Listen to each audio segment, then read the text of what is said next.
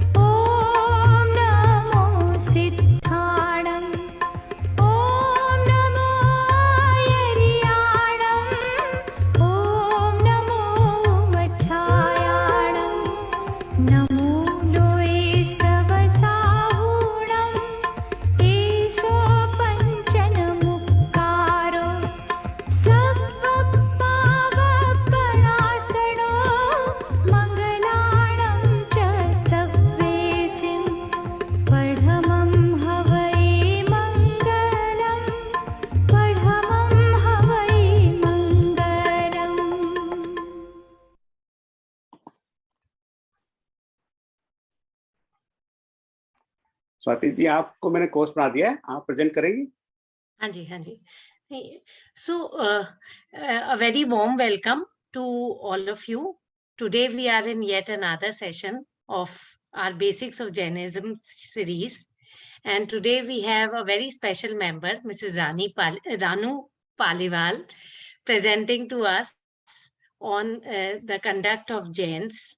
On the topic conduct of Jains. And so just before that, for any newer member who have joined in, Jainin is a forum that we started 5 years back, and primarily to focus on application of Jainism principles for personal and professional upliftment. And as a part of this, we have been running series on different topics of Jainism, and this series is on basics of Jainism. So without any further delay, we'll get on to today's topic and today's speaker. And today's speaker is Mrs. Ranu Paliwal. And I'm extremely glad to introduce her. I have known her more than I have known any other member of the group, including my husband, because from the time that I have known her, because she was my classmate in school in Jaipur, and we studied together in St. Angela Sophia School, Jaipur. After her school, she went on to do her architecture bachelor's in architecture from MREC Jaipur, which is a very renowned college in Jaipur. And after that, after her marriage, she moved to UK, and she served as an architect in the county council in the UK for around 6 years. And after that, she turned her occupation to be a school teacher due to family commitments. She is blessed with 2 kids and a very, very religious husband, Mr. Neeraj Jain, who is a very, very strong pillar of Jainin currently. And I look forward to her session. She also takes Pachala for kids in the UK, and I'm sure we all will extremely benefit from her session. Ranu, I'm especially excited to hear you today. Welcome to the forum, and thanks for taking up this session. Over to you. Thank you, Swati. I'm just going to share my screen.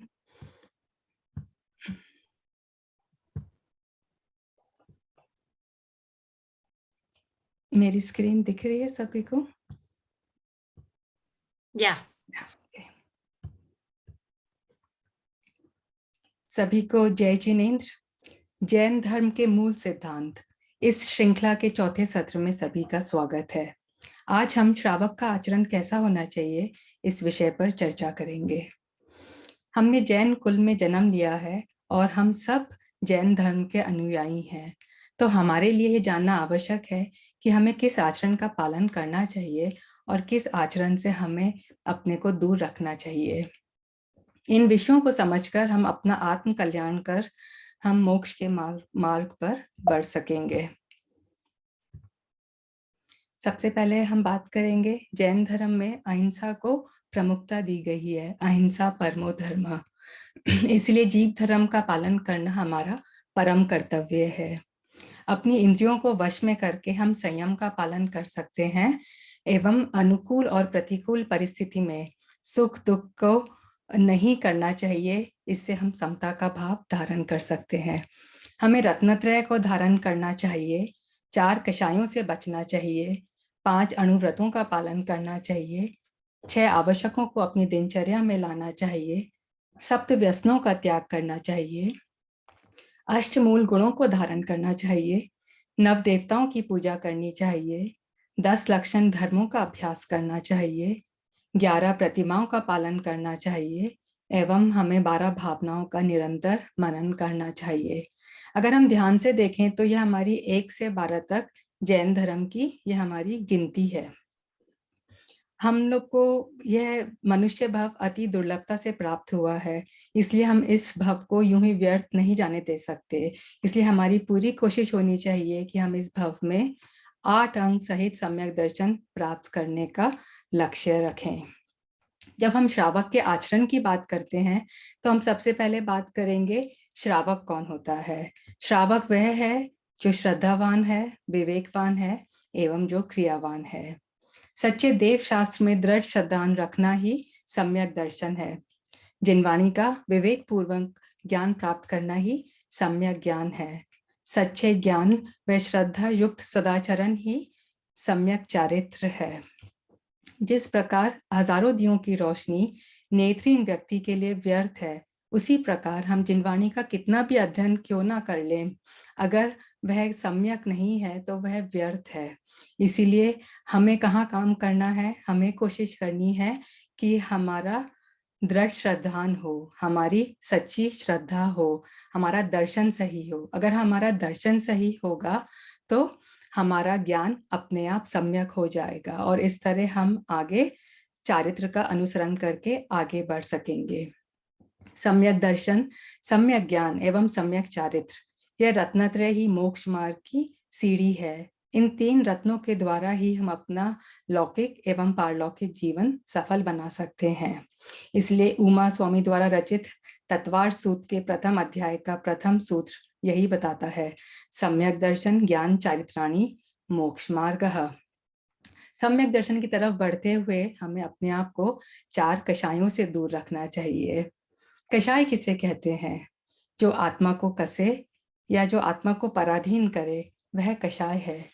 जो आत्मा की चारित्रिक गुणों का घात करे वह भी कषाय है। अथवा हम कह सकते हैं आत्मा में होने वाली कलुषता को भी कषाय कहते हैं। यह कषाय ही संसार प्राप्ति का कारण है। यह कषाय चुंबक की तरह काम करता है, जहां कर्म आकर हमारी आत्मा से चिपक जाते हैं। इसीलिए हमारा भव भ्रमण चलता ही रहता है और हमारा संसार बढ़ता ही जाता है। आप और हम सब संसारी जीव हैं, इसलिए कषाय हमेशा हमारे साथ रहने ही वाली हैं। अगर कषाय समाप्त हो जाएंगी तो हम भगवान बन जाएंगे, किंतु ये तो संभव है नहीं। इसलिए हमारी पूरी कोशिश होनी चाहिए कि हम अपनी कषायों को कम से कम करें। कषाय 4 हैं, क्रोध, मान, माया एवं लोभ। हम क्रोध को कैसे परिभाषित कर सकते हैं? स्वयं के या दूसरों के प्राणों का घात या अहित करने रूप जो भाव या क्रूर परिणाम हमारे अंदर उत्पन्न होते हैं, वही क्रोध है। इससे क्या होता है? क्रोध के कारण हम गलत सही का निर्णय नहीं कर सकते, हमारा विवेक समाप्त हो जाता है। तो यह तो पूरी तरह से संभव ही है कि हम ऐसे में जो निर्णय लेंगे वह गलत ही होंगे। इसका प्रसिद्ध दृष्टांत है द्वैपायन मुनि, जिनके क्रोध से द्वारिका नगरी भस्म हो गई और अंत में वह स्वयं भी भस्म हो गए। इसलिए कहा गया है, द्वैपायन मुनि रिद्धिधारी, क्रोध किया उनने अति भारी, जली द्वारिका नगरी सारी, स्वयं जले वे रिद्धिधारी। हम अपने आप को क्रोध से कैसे बचा सकते हैं? हमें क्षमा भाव धारण करना चाहिए। किसी से कोई भी कहा सुनी अनबन हो जाए तो हमें उन्हें माफ करके आगे बढ़ जाना चाहिए। मान कषाय, मान को हम अलग अलग शब्दों में कहते हैं, जैसे कि अभिमान, अहंकार या घमंड। इसको हम कैसे समझ सकते हैं? दूसरों के प्रति विनय भाव रखने की वृत्ति ना होना, यही मान है। अथवा अपने गुणों का एवं सांसारिक वैभव का अभिमान करना भी मान है। मान को मद भी कहा जाता है और मद 8 प्रकार के होते हैं। यही मद हैं जो सम्यक दर्शन को दूषित करने वाले हैं। मान के कारण क्या होता है, इसको हम मदिरा की तरह कह सकते हैं, क्योंकि मद के वश में बुद्धि भ्रष्ट हो जाती है। जिस प्रकार नशे में धुत व्यक्ति, उसको किसी की बात समझ में नहीं आती, अपने परिवारजनों को भी वह सुनने समझने में असमर्थ होता है, उसी प्रकार जिसके ऊपर मान का पर्दा पड़ा हो, उसको कितना भी समझाया जाए वह व्यर्थ ही है। इसका प्रसिद्ध उदाहरण है रावण और कंस को मान के कारण नरक जाना पड़ा। हम अपने आप को मान से कैसे बचा सकते हैं? हमें हमेशा अपने से अधिक गुणी जनों को देखना चाहिए और अहंकार को छोड़ना चाहिए। माया कषाय, मायाचारी किसे कहते हैं? मन वचन काय की एक रूपता नहीं होना ही मायाचारी है, अथवा हम कह सकते हैं दूसरों को ठगने के लिए जो कुटिलता या छल किया जाता है वह भी मायाचारी है। इसका दुष्परिणाम क्या होता है? मायाचारी करने से हम अविश्वसनीयता का पात्र बन जाते हैं, और ऐसे में अगर एक बार हमारा विश्वास खत्म हो गया, किसी ने हमारे पर विश्वास नहीं किया, तो उसको दोबारा पाना बहुत ही मुश्किल होता है। इसी कारण मृदुमती महाराज हाथी की पर्याय में चले गए। तो हम अपने आप को मायाचारी से कैसे बचा सकते हैं? हमें ईमानदारी और सरलता का भाव रखना चाहिए। हमें भाव ही नहीं रखना चाहिए, अपितु हमें ईमानदारी और सरलता से वैसे ही वचन बोलने चाहिए और हमारी क्रिया भी वैसी ही होनी चाहिए। लोभ कषाय, सांसारिक वैभव की लालसा करना अथवा धन आदि की तीव्र आकांक्षा करना ही लोभ है, या फिर योग्य स्थान पर भी धन का व्यय नहीं करना, वह भी लोभ के वशीभूत है। यह लोभ ही है जो सभी तरह के पाप करवाने का कारण है। राजपाट के लोभ के कारण कौरवों को नरक जाना पड़ा। सो लोभ से बचने के लिए हमें अपनी इच्छाओं पर नियंत्रण रखना चाहिए। हमें जो है उसी में हमें संतुष्ट रहना चाहिए और सरलता से अपना जीवन यापन करना चाहिए। कषायों को समझते हुए हमें कषायों की तीव्रता को भी जानना चाहिए। जैसे कि अगर मैंने क्रोध किया तो मैं एक बार सोचूं मैंने कौन सा क्रोध किया। क्या मैंने अनंतानुबंधी क्रोध किया, अप्रत्याख्यानावरण क्रोध किया, प्रत्याख्यानावरण क्रोध किया, या संजुलन क्रोध किया? यहाँ पर क्रोध मैंने उदाहरण के लिए इसलिए बोला क्योंकि हम इसको आसानी से अपने से जोड़कर देख सकते हैं, हम समझ सकते हैं। बट उसी तरह से हम सारी कषायों को इसके साथ लगा सकते हैं, जैसे कि अनंतानुबंधी मान, अनंतानुबंधी माया, या अनंतानुबंधी लोभ, और सभी के साथ हम इनको लगा सकते हैं। इस तरह से कषाय 16 हुई। सबसे पहले बात करेंगे अनंतानुबंधी कषाय की। जैसा नाम से पता चलता है, यह कषाय हमें अनंत भवों का बंध कराने वाली है। यह तीव्रतर कषाय है। यह कषाय अगर हम 6 महीने से अधिक किसी से मनमुटाव या मतभेद जारी रखें तो हमें इस कषाय का बंध होता है। और अगर एक बार ये कषाय हमारे संग बंध गई तो ये अनंत भवों तक हमारे साथ रहने वाली है, हमारा पीछा नहीं छोड़ने वाली। इसको हम समझ सकते हैं, जिस तरह पत्थर पर बनी हुई लकीर को मिटाना संभव नहीं है, उसी प्रकार हम कितनी भी मेहनत करें, अगर यह कषाय हमें बंध गई तो इसको खत्म करना असंभव ही है।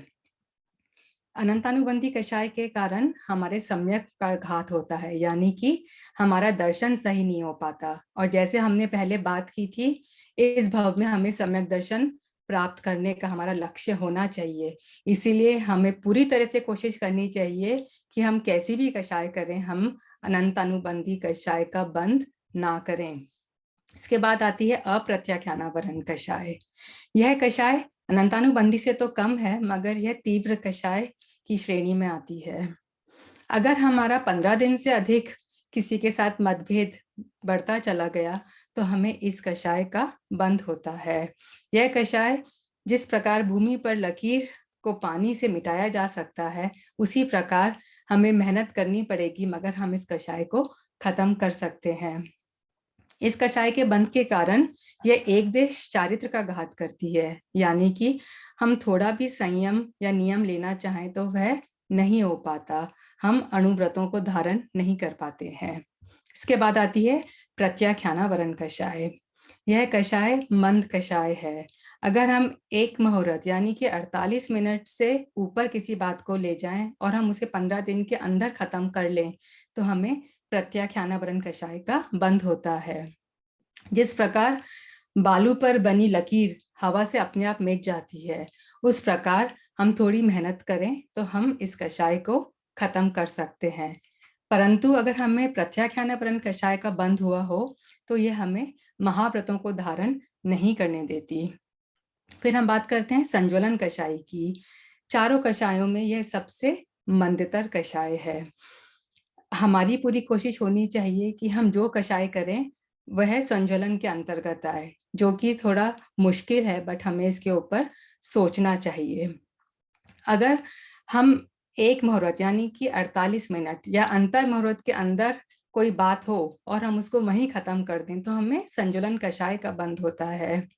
हम इसका सबसे अच्छा उदाहरण है, किसी माँ ने अपने बच्चे को डांटा और वो बात वहीं खत्म हो गई, वह है संज्वलन कषाय का उदाहरण। या हम इसको ऐसे भी समझ सकते हैं, अगर आप सोचें, अगर हम जल पर किसी लकीर को बनाना चाहें तो लकीर बनने से पहले ही समाप्त हो जाती है।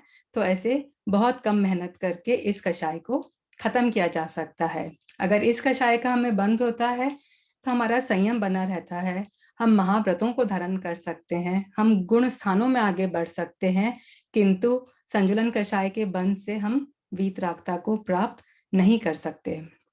अगर हम कषायों के बारे में सोचें तो अगर हम इन्हें समझते हैं तो हम अपनी प्रोफेशनल और पर्सनल लाइफ को बहुत बेहतर बना सकते हैं, क्योंकि अगर हम रिलेट करके देखें तो ऐसी बहुत सारी प्रॉब्लम्स हैं जो हमारे साथ हमारी प्रोफेशनल लाइफ में आती हैं या हमारे घर में आती हैं, और हम इनको अगर समझें और आगे बढ़ें तो हम बहुत सारी मुश्किलों से अपने आप को बचा सकते हैं। 4 कषायों को छोड़ते हुए अब हम 5 व्रतों की बात करेंगे। 5 व्रतों को समझने के लिए हमें उनके विपरीत 5 पापों को भी समझना होगा। अगर हम वह 5 पाप समझ लेंगे और हम उनको नहीं करेंगे तो हम अपने आप इन 5 व्रतों का पालन कर पाएंगे। व्रत यहाँ पर महाव्रत बताए गए हैं, वह मुनियों के लिए कहे गए हैं क्योंकि वह उनका पूर्णतः पालन करते हैं, एवं अणुव्रत गृहस्थों के लिए बताए गए हैं क्योंकि वह उनका आंशिक रूप से पालन करते हैं। व्रत 5 हैं: अहिंसा अणुव्रत, सत्य अणुव्रत, अचौर्य अणुव्रत, अपरिग्रह अणुव्रत एवं ब्रह्मचर्य अणुव्रत। सबसे पहले हम बात करेंगे अहिंसा की। हम निश्चय की दृष्टि से देखें तो अपनी आत्मा का जो स्वभाव है उसके अनुसार आचरण करना ही अहिंसा व्रत है। यह हम समझ सकते हैं कि हम राग द्वेष आदि के भावों को नहीं करेंगे तो वह भी अहिंसा धर्म है। और व्यवहार की दृष्टि से अन्य जीवों को दुख नहीं देना या उनका घात नहीं करना, वह अहिंसा है। अहिंसा करना है हमें, इसके लिए हमें अपने आप को हिंसा पाप से बचाना होगा। जैन धर्म में ये भी कहा गया है कि स्वयं को कष्ट देना या आत्मघात जैसे भाव भी लाना तीव्र हिंसा है और हमें अपने आप को उससे बचाना चाहिए।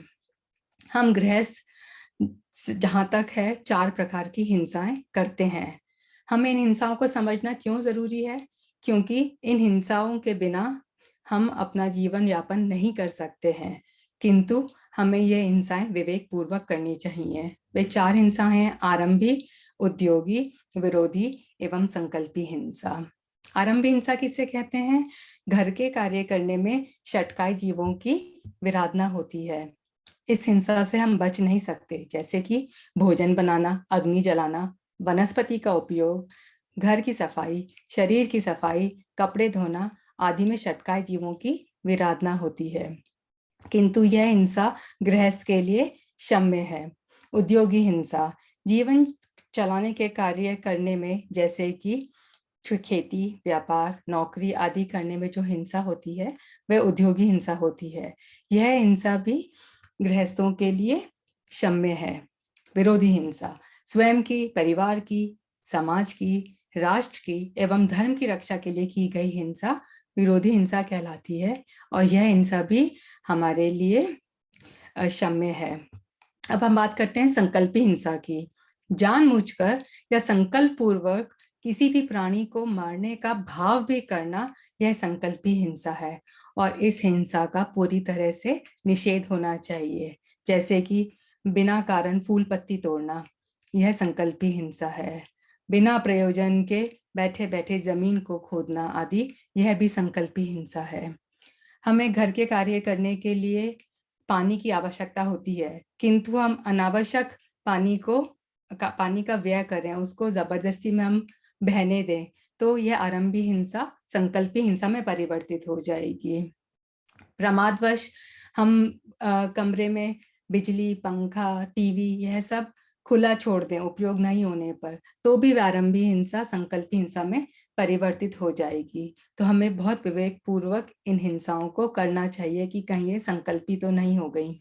उद्योगी हिंसा, उद्योग करने में हिंसा होती है, अभी हमने जाना, किंतु जानबूझकर हिंसा के उद्योग अगर हमने किए तो वह संकल्पी हिंसा हो जाएगी। जैसे कि मछली पालन, मुर्गी पालन, चमड़े का उद्योग, मध्य या मांस का व्यापार करना या ऐसी जगहों पर नौकरी करना, वह भी संकल्पी हिंसा हो जाती है। फिर हम देखें, अगर हमने अपनी रक्षा के लिए किसी पर हाथ उठाया तो वह विरोधी हिंसा है, जो कि क्षम्य है। बट अगर हम उसी में बच सकते हैं तो हम किसी दूसरे के ऊपर उसका घात उससे अधिक ना करें। अगर हम यहाँ पर बच रहे हैं फिर भी हम किसी की हिंसा और करते जा रहे हैं तो वह विरोधी हिंसा भी संकल्पी हिंसा में परिवर्तित हो जाएगी। तो हमें बहुत ही ध्यान से विवेक पूर्वक इन हिंसाओं को करना चाहिए। फिर हम बात करते हैं सत्य अनुव्रत की।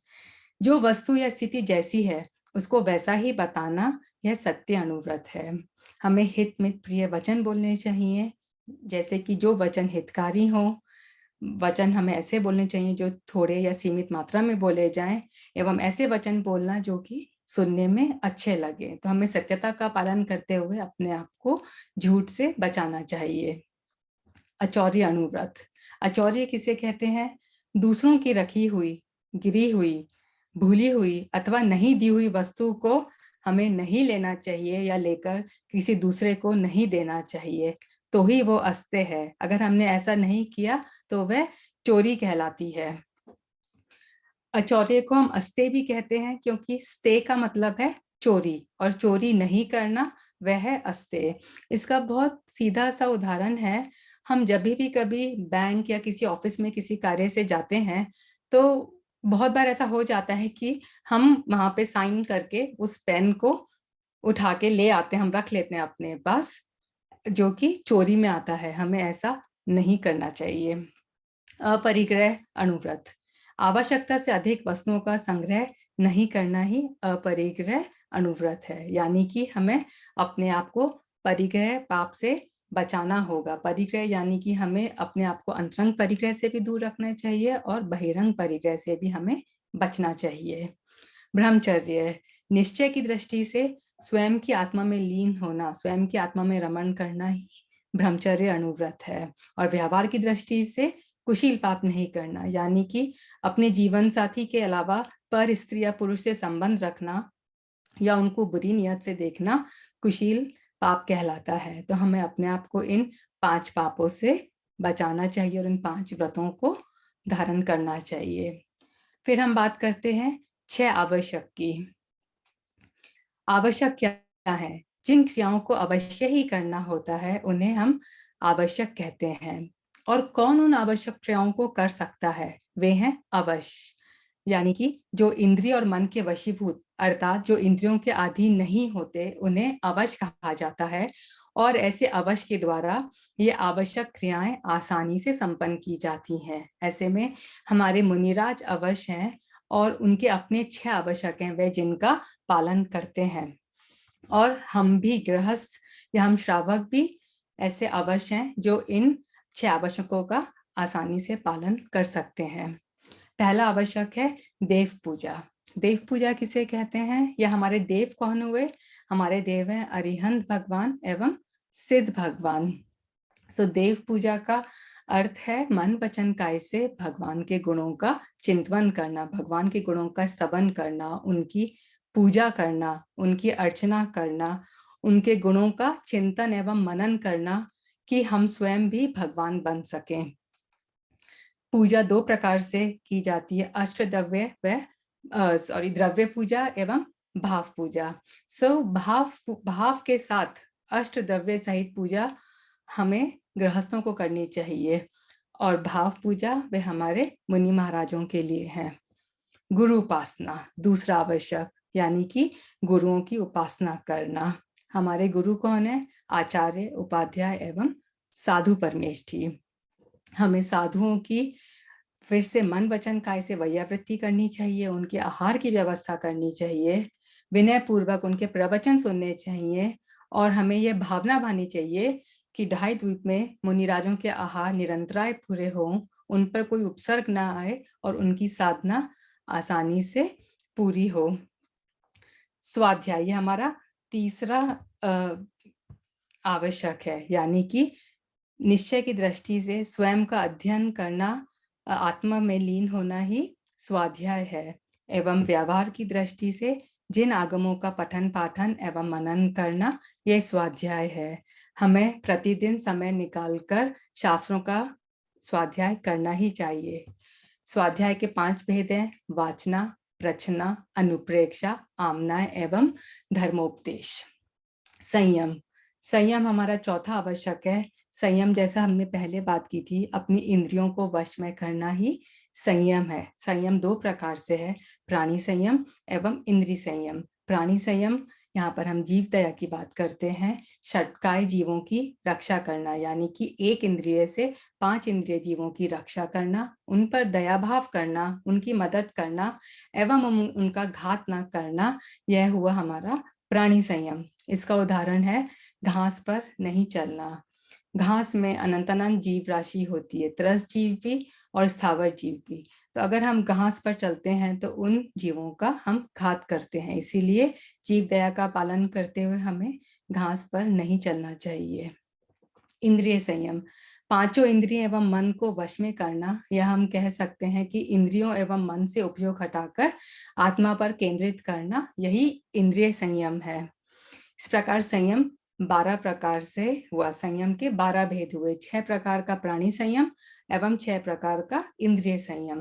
प्राणी संयम में आते हैं 5 स्थावर व 6 त्रस जीव की रक्षा करना, और इंद्रिय संयम में 5 इंद्रियां एवं 6 मन। इस प्रकार इन संयम के 12 भेद हुए, और हम संयम का पालन करते हुए समता भाव को धारण करना हमारे लिए आसान हो जाता है। हमारा 5वां आवश्यक है तप। कर्म शयार्थ तप्यति इति तपः, यानी कि कर्मों की निर्जरा के लिए आत्मा को तपाया जाता है, वह तप है। तप 12 है, 6 बहिरंग तप एवं 6 अंतरंग तप। 6 बाह्य तप, वे वह तप हैं जो दूसरों के देखने में आते हैं, जैसे कि अनशन, उपवास, व्रत आदि। अवमौदर्य, भूख से कम खाना, वृत्ति परिसंख्यान, रस परित्याग, विविध शय्यासन, काय क्लेश। और 6 बहिरंग अंतरंग तप आते हैं हमारे, या जिनको हम अभ्यंतर तप भी कहते हैं, जो देखने में नहीं आते किंतु इसमें अंतरंग परिणामों की मुख्यता रहती है। वे हैं प्रायश्चित, विनय, वैयावृत्ति, स्वाध्याय, व्युत्सर्ग एवं दान। अगर हम देखें तो यहाँ पर स्वाध्याय हम ऑलरेडी बात कर चुके हैं, ये हमारे 6 आवश्यकों में से एक है, और स्वाध्याय हमारा एक प्रकार का तप भी है। स्वाध्याय सबसे परम तप उसको बताया गया है। 6ठा आवश्यक है दान। दान किसे कहते हैं? स्व और पर कल्याण हेतु जो अपनी वस्तु का त्याग किया जाता है, वह दान है। दान उत्तम पात्र को ही दिया जाता है। वह उत्तम पात्र है हमारे मुनि, आर्यका, श्रावक एवं श्राविका। दान 4 प्रकार का है: आहार दान, ज्ञान दान, औषधि दान एवं अभय दान। आहार दान किसे कहते हैं? सुपात्र को स्वयं के लिए बनाए गए शुद्ध भोजन में से आहार देना ही आहार दान है। ज्ञान दान, सुपात्र को ज्ञान की वृद्धि हेतु शास्त्र देना ही शास्त्र दान है। इसीलिए कहा गया है, शास्त्र दान का यह फल पाया, कौंडेश ग्वाला कुंद कुंद कहलाया। औषधि दान, प्रति धर्मात्मा अस्वस्थ हो तो उनका शुद्ध दवाई और शुद्ध विधि से उनका इलाज करवाकर उनका रोग दूर करने का प्रयास करना, यही औषधि दान है। अभय दान, जो हम अभी तक बात करते आए, जीव दया करना, जीवों की रक्षा करना एवं साधु आदि के ठहरने योग्य धर्मशाला का निर्माण करवाना, जिससे वे अपनी साधना सा आनंद संपन्न कर सकें। हमें चारों प्रकार का दान यथाशक्ति देना चाहिए। अब हम बात करते हैं करुणा दान की। दीन दुखियों की सहायता के लिए, उनके दुख को दूर करने के लिए अपनी वस्तु को देना, यह करुणा दान है।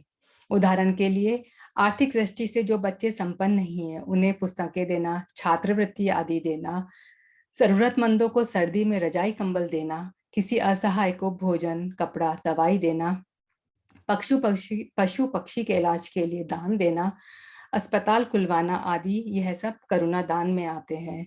हमें दोनों प्रकार के दान यथाशक्ति जितना संभव हो हमें देना चाहिए, और अगर हम दान देने में असमर्थ हो किसी कारणवश, तो हमें दान देने वालों की अनुमोदना अवश्य करनी चाहिए। इस प्रकार हमें पुण्य का आश्रव होता है। सो ये छह आवश्यक हमें नित्य करने चाहिए, किंतु अगर हम देव दर्शन नित्य करेंगे तो भी इन 6 आवश्यक का पालन आसानी से हो जाता है। वह कैसे? अगर हम अभिषेक देखकर देव पूजा करने से देव पूजा व गुरु उपासना हो जाती है। जब हम पूजा के शब्द पढ़ते हैं, हम उन्हें भावपूर्वक पढ़ें तो हमारा स्वाध्याय हो जाता है।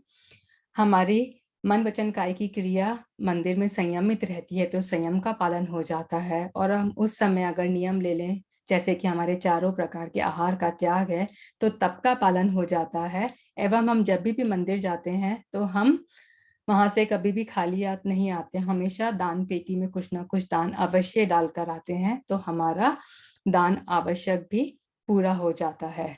तो ये 6 आवश्यक हमें हर दिन प्रतिदिन करने ही चाहिए। फिर हम बढ़ते हैं 7 व्यसनों की तरफ।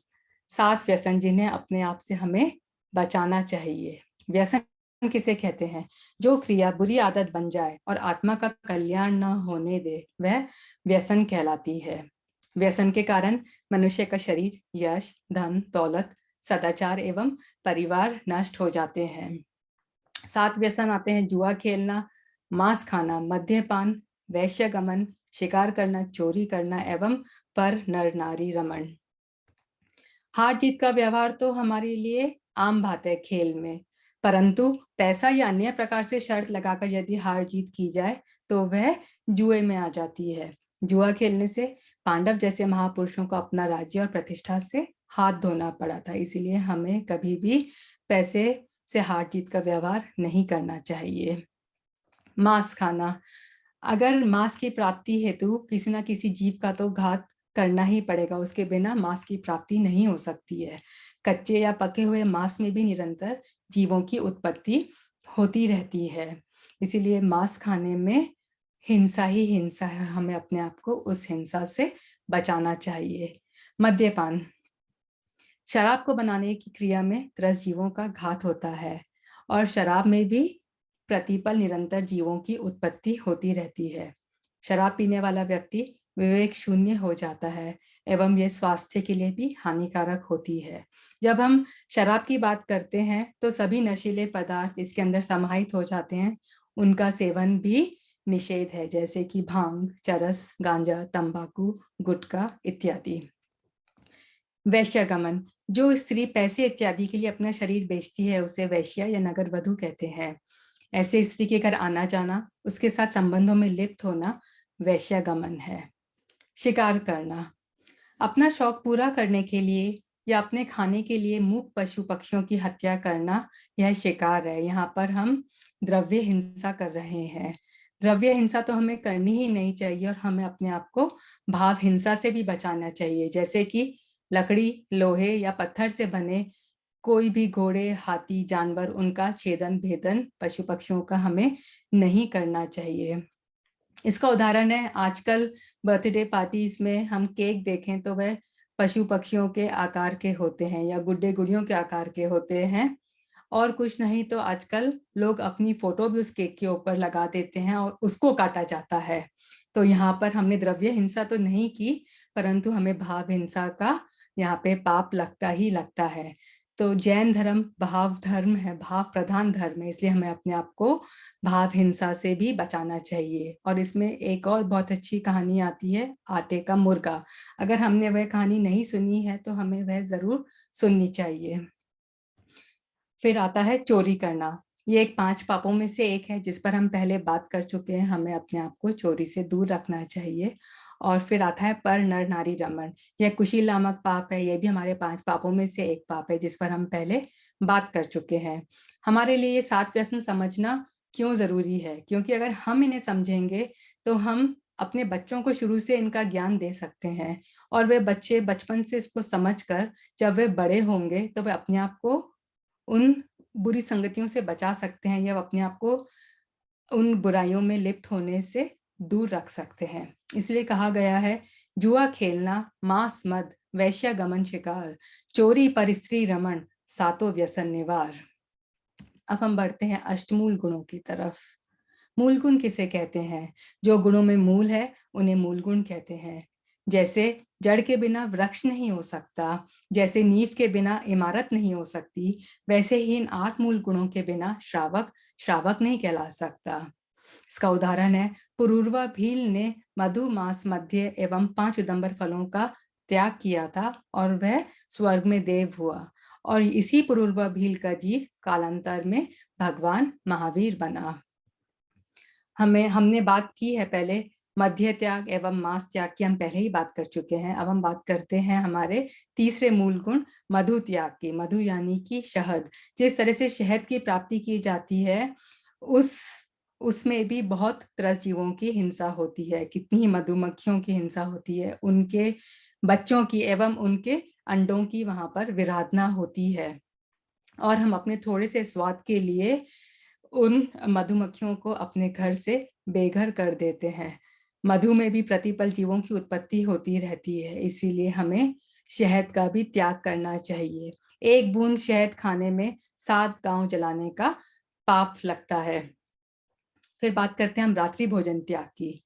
सूर्यास्त के बाद रात्रि में त्रस्त जीवों की उत्पत्ति बढ़ती है, इसलिए हमें रात में ना तो भोजन बनाना चाहिए और ना ही हमें भोजन खाना चाहिए। इन दोनों का त्याग होना चाहिए।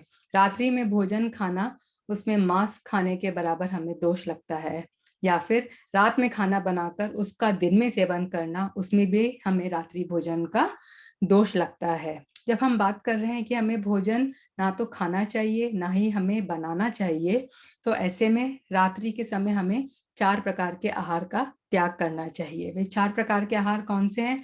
खाद्य, स्वाद्य, लेह एवं पेय। खाद्य किसे कहते हैं? जिसको खाया जाता है, जैसे कि दाल, चावल, रोटी, काजू, बादाम आदि। स्वाद्य वे हैं जो स्वाद के लिए खाए जाते हैं, जिन्हें हम मुखवास भी कहते हैं, जैसे कि लौंग, सौंफ, सुपारी, इलायची। लेह वे पदार्थ हैं जिन्हें चाट के खाया जाता है, जैसे कि चटनी, रबड़ी, मलाई आदि। एवं पेय जिन्हें पिया जाता है, जैसे कि पानी, दूध, फलों का रस, शरबत आदि। हमारा 4 प्रकार का आहार का त्याग रात्रि में होना चाहिए। उदंबर फलों का त्याग। यह कौन से फल हैं? उमर, कठूमर, पाकर, बड़, पीपल आदि वृक्षों के फल उदंबर फल कहलाते हैं। ये त्रस्त जीवों की उत्पत्ति के स्थान है, एवं इन फलों के अंदर भी त्रस्त जीव पाए जाते हैं, इसीलिए ये अभक्ष्य हैं। इसमें मैं 2 फलों के बारे में बात करना चाहूंगी। पहला है कठूमर, जिसे हम कटहल भी कहते हैं या जैक फ्रूट के नाम से जानते हैं। कई लोग इसकी सब्जी बनाकर खाते हैं, ये बहुत आसानी से मिल जाता है। मगर आजकल जो भी वीगन फूड मिलता है उसमें भी कटहल का का उपयोग किया जाता है। तो अगर हम वीगन फूड्स खाते हैं तो हम ध्यान रखें, हम उसके इंग्रेडिएंट्स चेक करें कि कहीं उसके अंदर कटहल तो नहीं है। और दूसरा मैं बात करूंगी अंजीर की, जिसे हम फिग भी कहते हैं। अंजीर को ड्राई फ्रूट की श्रेणी में रखा जाता है, और बाजार में बड़ी आसानी से जो ड्राई फ्रूट की मिठाई मिलती है उसके अंदर अंजीर भी होता है, और अज्ञानतावश लोग उसका आराम से सेवन करते हैं। परंतु कटहल और अंजीर ये दोनों हमारे लिए त्याज्य हैं, इसीलिए हमें ध्यान रखना चाहिए, इंग्रेडिएंट्स चेक करने चाहिए और इनका भक्षण नहीं करना चाहिए। इन 8 मूल गुणों में पहले 5 तो हैं हमारे त्याग, और आखिरी 3 हैं हमारे नियम, हमें किनका पालन करना चाहिए। फिर आता है जीव दया का पालन, जिसके बारे में हम लगातार बात करते हुए आ रहे हैं। हमें मन वचन काय से किसी को कष्ट नहीं देना चाहिए। घर गृहस्थी के कार्य में हमें हमेशा यत्नाचार प्रवृत्ति रखनी चाहिए, जैसे कि नीचे देखकर चलना चाहिए, देखकर चीजों को उठाना चाहिए, देखकर चीजों को रखना चाहिए कि कहीं हमसे कोई हिंसा ना हो जाए। हमें जल छानकर पानी पीना चाहिए। पानी छानने से तरस जीवों की रक्षा होती है। और पानी छानने के बाद उसकी जीवाणी करनी चाहिए, यानी कि दोहरे छन्ने से जो हमने पानी छाना है, तो छने हुए पानी से हमें उन तरस जीवों को किसी पात्र में इकट्ठा करके जिस स्रोत से लाया गया है वहां पर उन्हें सकुशल वापस डाल देना चाहिए। यही पानी की जीवाणी करना होता है। और हमें नित्य देव दर्शन करना चाहिए एवं पंच परमेष्ठी को नमस्कार करना चाहिए। हमें नमोकार मंत्र का उच्चारण प्रतिदिन करना चाहिए। अब हम बढ़ते हैं नव देवताओं की तरफ। हमारे नव देवता हमारे लिए पूजनीय है। यहाँ पे हमारे नव देवता कौन कौन से हैं? पहले 5 देवता बहुत आसान है, जो कि हमारे पंच परमेष्ठी हैं, अरिहंत, सिद्ध, आचार्य, उपाध्याय एवं साधु परमेष्ठी। और उसके बाद आता है जिन धर्म, जिन आगम, जिन चैत्य एवं जिन चैत्यालय। पहले के सत्रों में पंच परमेष्ठी पे बहुत विस्तृत चर्चा हो चुकी है, इसलिए मैं इसके ऊपर ज्यादा नहीं जाऊंगी। मैं सिर्फ इतना बोलूंगी कि अरिहंत भगवान और सिद्ध भगवान जिन्होंने हमें मोक्ष का मार्ग दिखाया है, और वे स्वयं अब ऊर्ध्वलोक में के अंत में शाश्वत सिद्ध शिला पर विराजमान है। तो ऐसे अरिहंत और सिद्ध परमेष्ठी हमारे लिए पूजनीय है। आचार्य, उपाध्याय एवं साधु परमेष्ठी जो मोक्ष के मार्ग पर चल रहे हैं, वे भी हमारे लिए पूजनीय है। जिन धर्म क्या है? यह है हमारा जैन धर्म, जिनेंद्र भगवान के द्वारा बताया हुआ धर्म। यह वही धर्म है जो हमें मोक्ष की तरफ ले जाता है, इसलिए जैन धर्म भी हमारे लिए पूजनीय है। जिन आगम यानी कि भगवान की वाणी, जिनेंद्र भगवान ने जो वचन बोले उसको गणधर और आचार्यों ने शास्त्रों में लिपिबद्ध किया, जिसे हम जिनवाणी या जिनागम कहते हैं। संपूर्ण जिनवाणी को 14 भागों में विभाजित किया गया है, अथवा उन्हें 4 अनुयोगों में बांटा गया है। वे है प्रथमानुयोग, कर्णानुयोग, चरणानुयोग एवं द्रव्यानुयोग। प्रथमानुयोग जहाँ पर 63 शलाका पुरुषों की जीवनी का वर्णन हमें मिलता है। कर्णानुयोग जहाँ पर तीन लोकों का वर्णन है एवं 4 गतियों का वर्णन है। चरणानुयोग जहाँ पर आचरण की बात की गई है, हमारा गृहस्थों का आचरण एवं मुनियों का आचरण कैसा होना चाहिए। एवं द्रव्यानुयोग जहाँ पर 6 द्रव्यों की बात की गई है एवं जीव द्रव्य अजीव द्रव्य का परस्पर में क्या संबंध है उसकी चर्चा वहां पर की गई है। जिन चैत्य, जिनेंद्र भगवान की प्रतिमा को हम जिन चैत्य भी कहते हैं और जिन बिंब भी कहते हैं। जिन चैत्यालय, जिन प्रतिमा जिस स्थान पर स्थापित की गई है उस स्थान को हम जिन चैत्यालय कहते हैं। उसे हम अलग अलग नामों से भी जानते हैं, जैसे कि जिन मंदिर, जिनालय, जिन गृह, जिन सदन आदि। यह मंदिर हमारे लिए समोशरण का प्रतीक होता है। जिस प्रकार समोशरण में साक्षात जिनेंद्र भगवान उपस्थित होते हैं और हमें उनका उपदेश मिलता है, उसी प्रकार मंदिर में जिन प्रतिमा को देखकर हमें मौन उपदेश मिलता है। इसीलिए जिन मंदिर को समोशरण का प्रतीक कहा गया है। जब हम जिनालयों की बात करते हैं तो जिनालय 2 प्रकार के, अकृत्रिम जिनालय एवं कृत्रिम जिनालय। अकृत्रिम जिनालय यानी कि जो शाश्वत जिन मंदिर हैं, जिसे किसी ने बनाया नहीं है, जो हमेशा से हैं और हमेशा रहेंगे। और कृत्रिम जिनालय यानी कि जो मानव द्वारा निर्मित जिनालय हैं। सो हमारे ये नव देवता हमारे लिए पूजनीय है। फिर हम बात करते हैं 10 लक्षण धर्म की। धर्म किसे कहते हैं? जो प्राणियों को संसार के दुख से उठाकर उत्तम सुख यानी कि मोक्ष की ओर ले जाए, उसे धर्म कहते हैं। वस्तु का स्वभाव धर्म है, जैसे कि जल का स्वभाव शीतलता है और अग्नि का स्वभाव उष्णता है, और क्षमा आदि यह 10 विध भाव धर्म है। रत्नत्रय भी धर्म है और जीवों की रक्षा करना भी धर्म है। धर्म तो एक ही है, किंतु यहाँ पर इन 10 लक्षणों के द्वारा हम अंतरंग धर्म हम जान पा रहे हैं। उत्तम क्षमा धर्म, क्रोध कषाय के अभाव को उत्तम क्षमा कहते हैं। मान कषाय के अभाव को उत्तम मार्दव धर्म कहते हैं। अपनी मन वचन काय की एक रूपता रखना यानी कि मायाचारी के अभाव को उत्तम आर्जव धर्म कहते हैं। लोभ कषाय के अभाव को उत्तम शौच धर्म कहते हैं। हमेशा सत्य वचन बोलना, हित मित प्रिय वाणी बोलना, यह उत्तम सत्य धर्म है। यहाँ पर हम अपनी इंद्रियों को वश में रखना उत्तम संयम धर्म है। हमने पहले बात की है कि कर्मों की निर्जरा तप से होती है। तप 12 प्रकार के होते हैं, इसीलिए इन तपों से अपनी आत्मा को तपाकर कर्म रूपी मल से रहित रखना, यह उत्तम तप धर्म है। उत्तम त्याग, इसकी भी हमने पहले बात की है कि त्याग दान 4 प्रकार का होता है, आहार दान, ज्ञान दान, औषधि दान एवं अभय दान। सो हमें इन चारों प्रकार का दान देना चाहिए एवं करुणा दान भी देकर दीन दुखियों की सहायता करनी चाहिए। अंतरंग और बहिरंग, 10 प्रकार का बहिरंग, 14 प्रकार का अंतरंग परिग्रह, इन दोनों परिग्रह का संपूर्ण रूप से त्याग करना ही उत्तम आकिंचन्य धर्म है। एवं उत्तम ब्रह्मचर्य धर्म, इसकी भी हमने बात पहले की है। निश्चय से अपनी आत्मा में लीन करना ही उत्तम ब्रह्मचर्य धर्म है। एवं व्यवहार से कुशील नामक पाप से बचना ही हमारा उत्तम ब्रह्मचर्य धर्म है। फिर हम बढ़ते हैं 11 प्रतिमाओं की तरफ। 11 प्रतिमाओं पर मैं आपको बता देती हूँ कि एक पूरा सत्र डिटेल्ड बाद में सुनील जी लेने वाले हैं, इसीलिए हम यहाँ पर प्रतिमाओं की ज्यादा चर्चा नहीं करेंगे।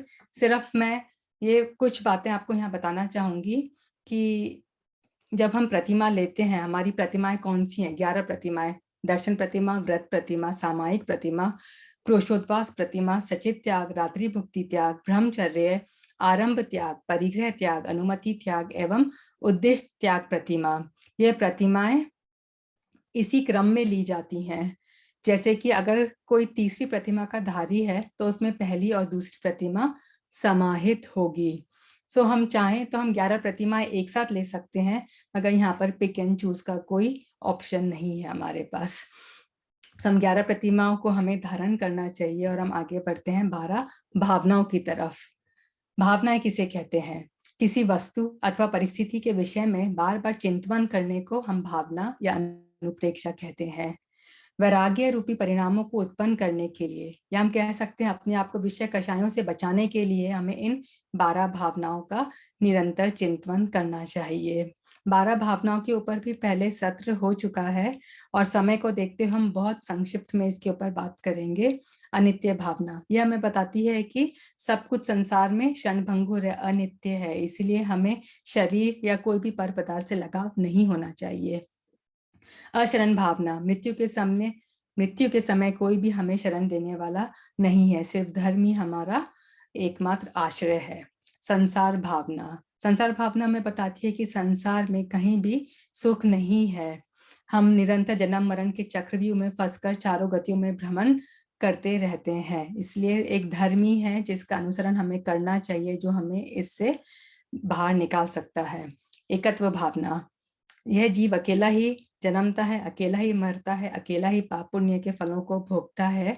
इस भावना के चिंतन से हमारा राग भाव कम होता है और हमें आत्म तत्व की तरफ अग्रसर होना चाहिए। अन्यत्व भावना, यह परिवार, शरीर, संपत्ति, यह सब जड़ है और यह मुझसे अलग है, मैं तो अनश्वर आत्मा हूँ, यह समझकर हमें शरीर आदि से अपना राग भाव कम करना चाहिए। अशुचि भावना, यह शरीर अशुद्ध पदार्थ से बना है, यह सोचकर इस भावना का चिंतन करके हम शरीर के प्रति अपने राग भाव को कम कर सकते हैं और रत्नत्रय की तरफ बढ़ सकते हैं। आश्रव भावना, आश्रव किसे कहते हैं? कर्मों का आना आश्रव है। हर बार जब जीव इंद्रियों के माध्यम से आनंद लेता है या वह पीड़ित होता है तो वह अपने कर्मों को बढ़ाता है। इस कर्मों के प्रभाव को रोकने के लिए हमें समता भाव धारण करना चाहिए और हमें अपने आप को मोह राग द्वेष से दूर रखना चाहिए। संवर भावना, कर्म जिस द्वार से आ रहे हैं उस द्वार को बंद कर देना ही संवर है। संवर स्थायी तप ही मुक्ति का कारण है, ऐसा सोचकर हमको मोक्ष पुरुषार्थ में अपने मन को स्थिर करना चाहिए।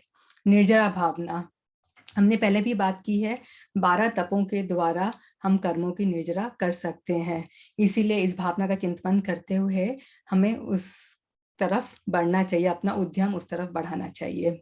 लोक भावना, बिना ज्ञान के या हम कह सकते हैं अज्ञानवश यह जीव तीनों लोकों में निरंतर भ्रमण करता रहता है। इस भव भ्रमण को रोकने के लिए हमें निज स्वरूप में लीन होना आवश्यक है।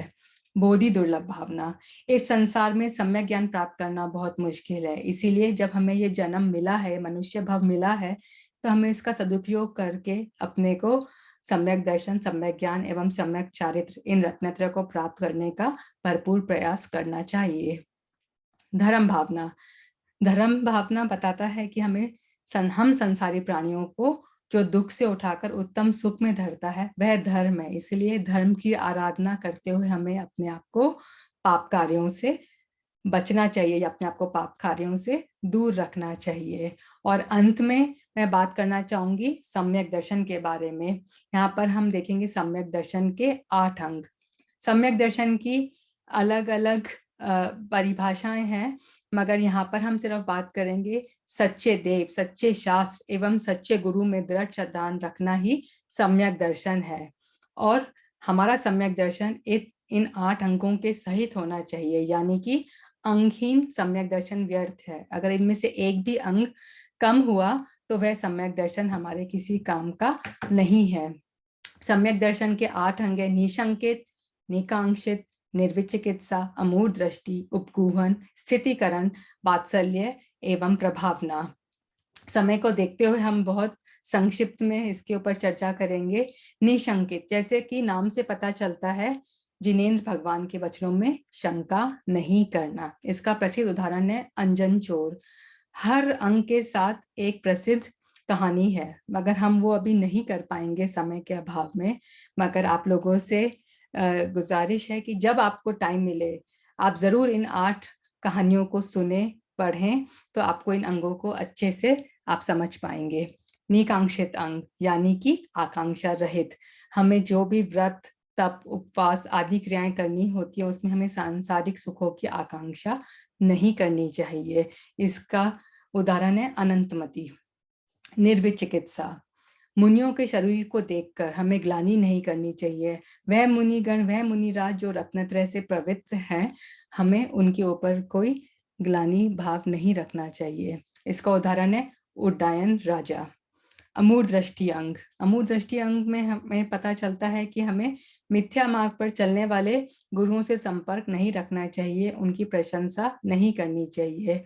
यहाँ पर उदाहरण आता है रेवती रानी का, जिन्हें कोई अपने पद से हिला नहीं पाया था जब किसी ने कहा कि 25वें तीर्थंकर का समूह शरण आया है, और रेवती रानी को दृढ़ विश्वास था कि तीर्थंकर तो 24 ही होते हैं, और कोई उनको अपने पद से हिला नहीं पाया।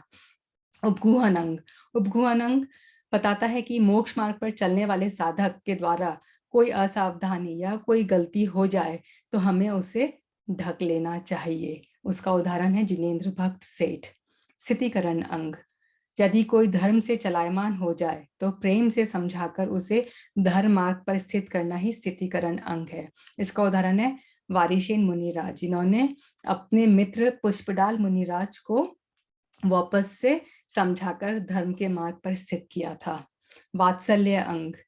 मुनि आर्य का श्रावक, श्राविका तथा साधर्मी बंधुओं का सद्भावना पूर्वक यथा योग्य आदर सत्कार करना ही वात्सल्य धर्म है। यहाँ पर विष्णु कुमार मुनिराज की कहानी प्रसिद्ध है, जिन्होंने 700 मुनियों पर आए उपसर्ग को टाला था। और यहाँ ये कहानी हम बात करते हैं रक्षाबंधन पर्व पर विष्णु कुमार मुनिराज की कहानी कही जाती है।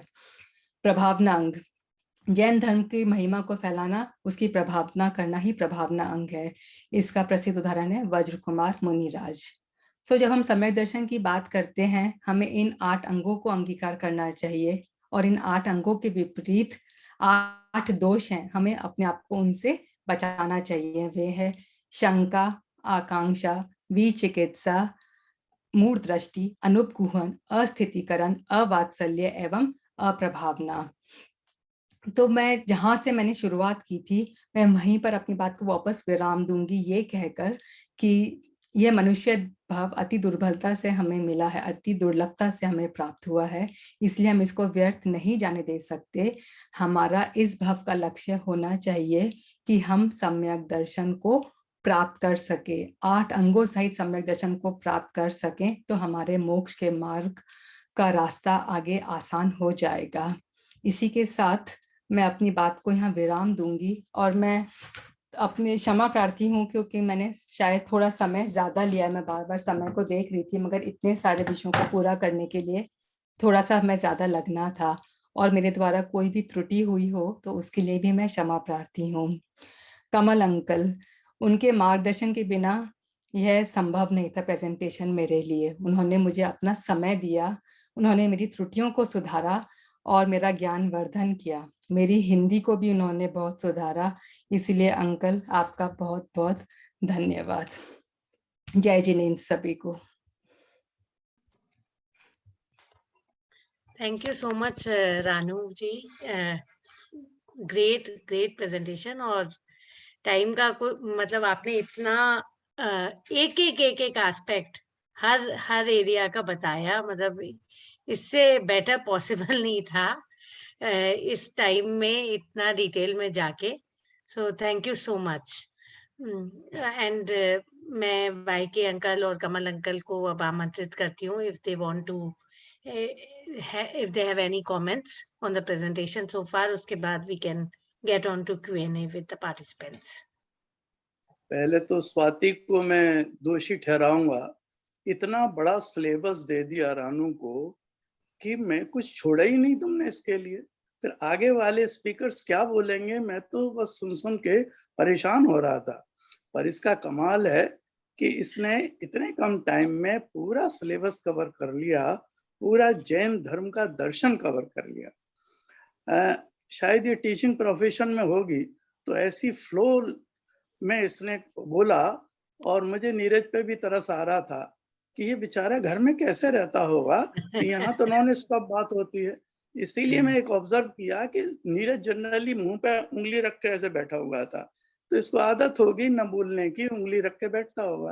अंकल मैं तो बहुत फॉलोअर ही हूँ, अच्छा बस लगा। मैं तो फॉलो करता हूँ। वो तो दिख रहा है बेटे, है ना।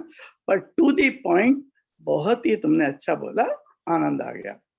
धन्यवाद अंकल। मैं इसमें एक बात बोलना भूल गई कि आप ही ने पहले बताया था कि हमें 786 नंबर का ध्यान रखना चाहिए। यहाँ पे हमें 7 व्यसनों से दूर रहना चाहिए, अष्टमूल गुणों का पालन करना चाहिए और 6 आवश्यकों का पालन करना चाहिए। उसी को मैं स्टार्ट करूंगा, उसी पॉइंट से कि इतनी सब बातें सुनी, अप्रिशिएट किया, पर हम कैरी होम क्या कर रहे हैं। मुझे बड़ा ताज्जुब होता है जब भी मैं जाता हूँ, लोगों से पूछता हूँ क्या सप्तव्यसन का त्याग है। नहीं साहब, हम करते नहीं है, पर त्याग नहीं किया। क्यों नहीं भाई? हम संकल्पित क्यों नहीं होना चाहते? क्या हमको डाउट है कि किसी दिन हम ये व्यसनों में जा सकते हैं? और अगर हमने सप्तव्यसन का त्याग कर लिया है, संकल्प ले लिया है, तो हम 8 में क्यों नहीं जाएं? 8 मूल गुणों की तरफ क्यों ना बढ़े? 6 आवश्यक की तरफ क्यों ना बढ़े? उसके बाद अणुव्रतात् की तरफ क्यों ना बढ़े? तो कैरी होम आज का ये होना चाहिए कि जो रानू ने बताया उसमें से हम किस किस चीज से संकल्पित हैं, और यदि नहीं है तो हम संकल्पित हों, स्टेज बाय स्टेज। राइट, आगे एक मुझे पॉइंट बहुत अच्छा लगा रानू का कि आरंभी हिंसा को हम संकल्पी में कैसे कन्वर्ट कर लेते हैं। इस तरफ मेरा ध्यान नहीं गया था कभी, पर आज मैंने देखा ये बहुत अच्छा पॉइंट है कि आरंभी हिंसा तो हमें करनी पड़ती है, पर चूंकि हम उसमें सावधानी नहीं बरतते तो हम उसको संकल्पी में कन्वर्ट कर लेते हैं, जो कि बहुत हमारे लिए घातक है। स्वाति, टाइम तो शायद कम होगा, पॉइंट्स मुझे तो लग रहा है कि इतने ज्यादा हैं, तो नहीं सर, बिल्कुल आप बोलिए। हमारा 9 o'clock की मतलब हम तो एक्सटेंड करते ही हैं, वो हो जाता है, तो आप बिल्कुल बताइए। कोशिश करते हैं, लेकिन अगर ज्यादा टाइम हो और लोग बोलना चाहें तो बीच में बोले, मैं रुक जाऊंगा। मान के ऊपर मैंने देखा किसी गुरुजन के प्रवचन में सबसे कारगर तरीका होता है कि जिस क्षेत्र में भी हमको मान हो, उस क्षेत्र में अपने से बेहतर से कांटेक्ट करें, उसके संपर्क में रहें, तो आपका मान अपने आप कम हो जाएगा। मायाचारी, इसमें ईमानदारी की बात की रानू ने, पर इसमें एक पॉइंट मुझे याद आ रहा था, you should not only be honest but should also appears to be honest. हम लोग क्या करते हैं, ऑनेस्ट तो होते हैं, लेकिन हम दिखाते नहीं कि हम ऑनेस्ट हैं, वो भी इक्वली इंपॉर्टेंट है। क्रोध पर मेरा एक वो जो प्रैक्टिकल अनुभव है शायद पहले शेयर किया होगा, भैया और भाभी माँ का। जब हम लोग घर में इसकी चर्चा कर रहे थे और संजुलन कषाय पे जब बात आई तो भैया ने भाभी माँ से कहा कि देखो हमारी तुम्हारी चिक चिक तो बंद होगी नहीं, लड़ाई तो चलेगी टिल एंड। तो एक काम करो, जब अगली बार लड़ाई हो तो तुम 48 मिनट का अलार्म लगा लेना और जो पहले हाथ बढ़ाए।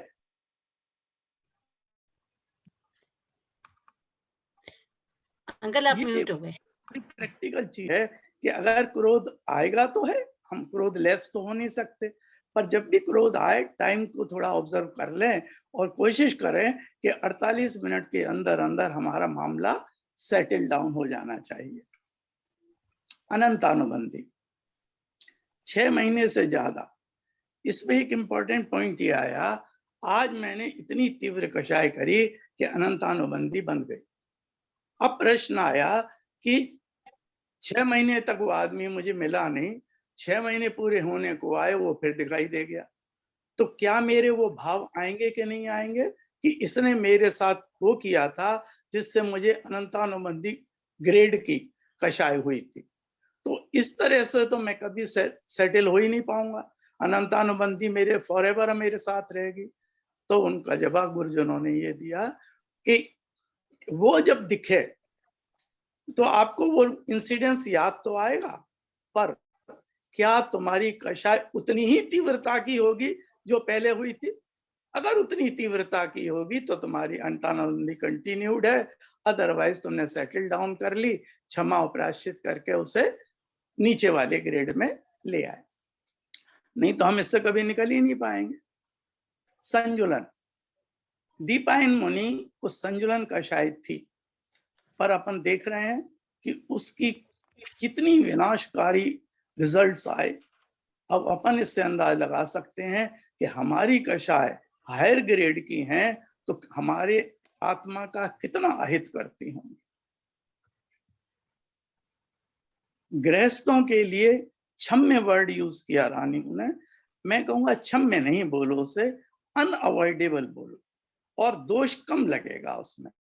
क्षमा करवा लेगी तो रानू करती रहेगी ये सब, क्योंकि मेरी तो क्षमा हो गई, पावरपण खत्म, फिर करो नहीं इस तरह से। और तो उसको बेटर ये होगा कि अपन अनअवॉइडेबल कहें गृहस्थी में, और उसमें गृहस्थों को दोष कम लगेगा, है ना। अस्ते, बड़ी चीज को लेना। अब इसमें बड़ी दुविधा आ जाती है कि मुझे दिख रहा है किसी की घड़ी गिर गई, रह गई, अब मैं क्या करूं, उठाऊं या नहीं उठाऊं?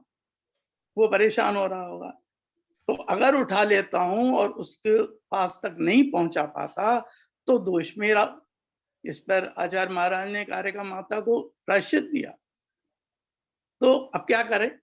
तो तभी उठाएं जब आप इंश्योर कर लें कि मैं इसके मालिक के पास इसे पहुंचा दूंगा।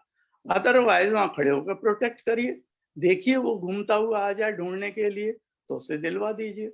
अदरवाइज खामखा अपने ऊपर दोष मत लगाइए।